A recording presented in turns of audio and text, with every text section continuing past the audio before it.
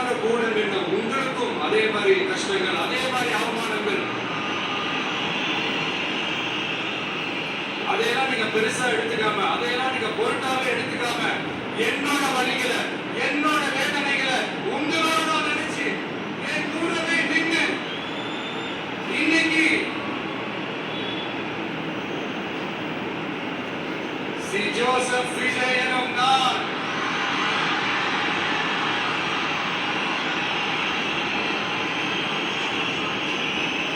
அதை உண்மையாக்கி இருக்கிறீங்க.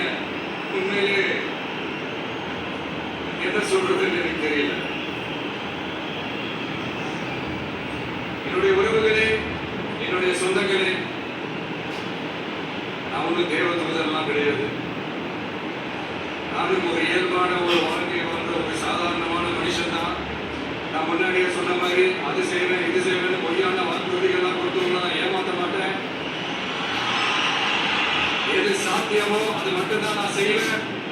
இமீடியட்டா உங்க மனசுல ஒரு கேள்வி ஒண்ணு வரலாம், அப்ப சாத்தியம் இல்லாததை செய்ய மாட்டாங்களா, செய்ய முடியாதா அப்படின்ற ஒரு கேள்வி ஒண்ணு வரலாம்.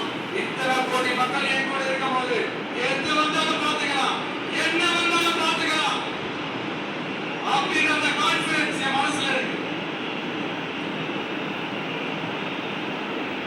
இன்னொரு விஷயமும் நான் இங்க சொல்லணும்.